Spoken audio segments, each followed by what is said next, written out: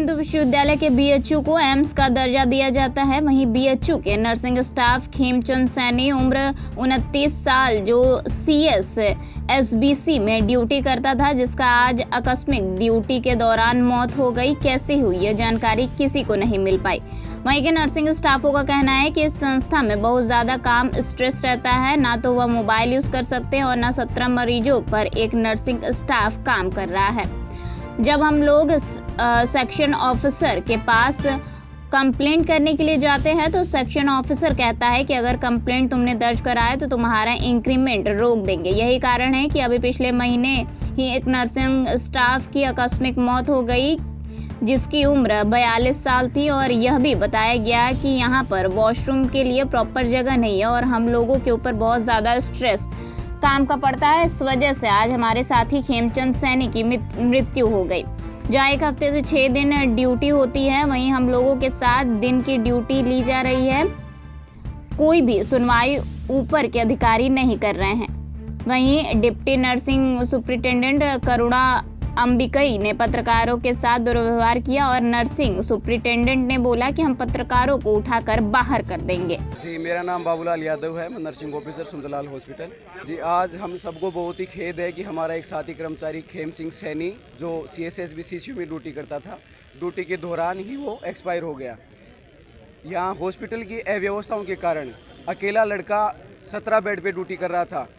यहाँ कोई ratio maintain नहीं होता है, ओवर स्ट्रेस और प्रेशर, इसकी वजह से वो लड़का परेशान था और वो ऑन ड्यूटी खत्म हो गया।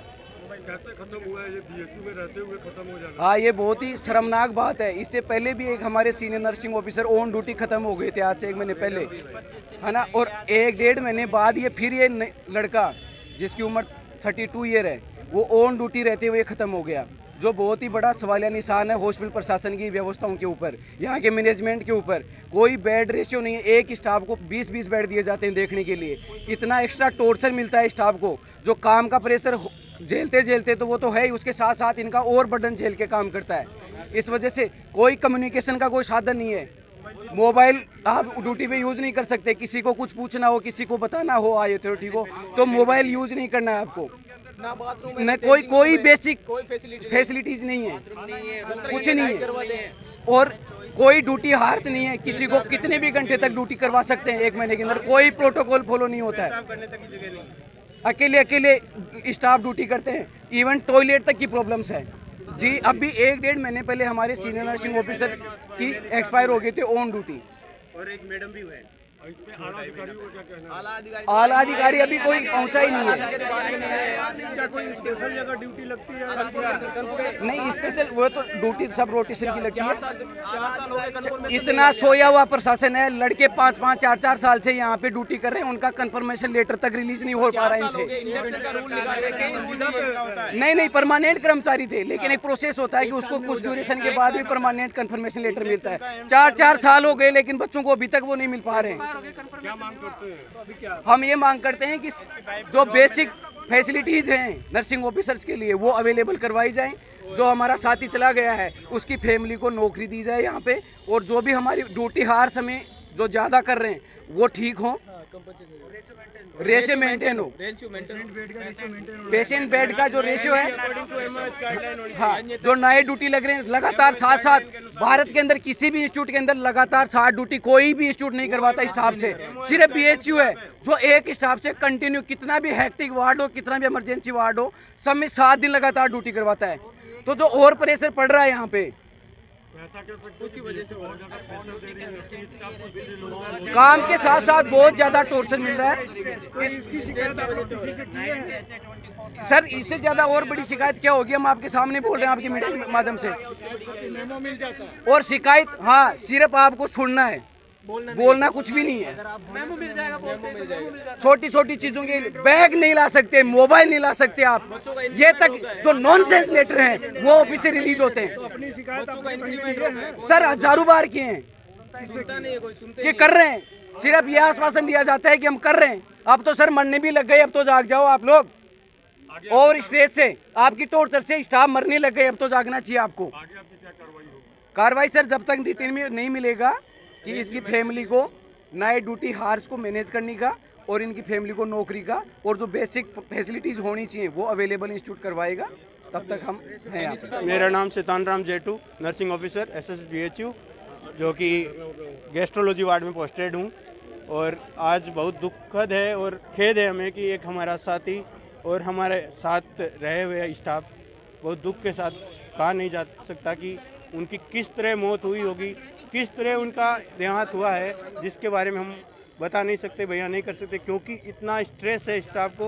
और उस स्ट्रेस हर तरीके से प्रशासनिक तौर पे हमारे जो सीनियर्स हैं उनकी जैसे ANS DNS की पोस्टें होती है, उनकी तरफ से अनलीगल दबाव बनाया जाता है कि आप कहीं पे भी किसी तरह की डिमांड नहीं करोगे, आपको किसी फैसिलिटी नहीं है तो भी नहीं बोल पाओगे, यदि बोल भी दिया जाता तो कि नीचे आके मिलना, ऑफिस में आ जाना, ये वो कोई भी राउंड करने आता तो हमारी सुविधाओं के बारे में कोई ख्याल नहीं दे करता है और ना ही बताता है और ना ही कोई गाइडलाइन यहाँ फॉलो की जाती है। अपने अकॉर्डिंग ये चलाना चाहते हैं और उसी के अंदर स्टाफ को दबाया जाता है हर बार।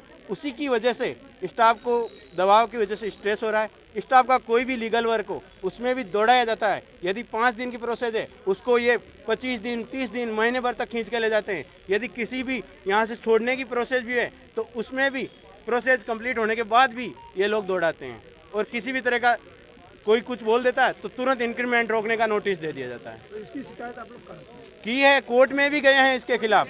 कोर्ट में जाने के बाद कोर्ट के आदेश के बाद डायरेक्टर सर को वहाँ बुलाया गया, उसके बाद वापस आदेश के द्वारा यहाँ का इंप्लीमेंट रिलीज हुआ है। और हर तरीके से स्टाफ को परेशान किया। किसी भी ऑफिस में कोई भी लेटर लेके जाता है तो वहाँ बैठे सेक्शन ऑफिसर इस तरह लताड़ते हैं कि हम वहाँ का स्टाफ नहीं है, यहाँ के कोई कर्मचारी श्रेणी में।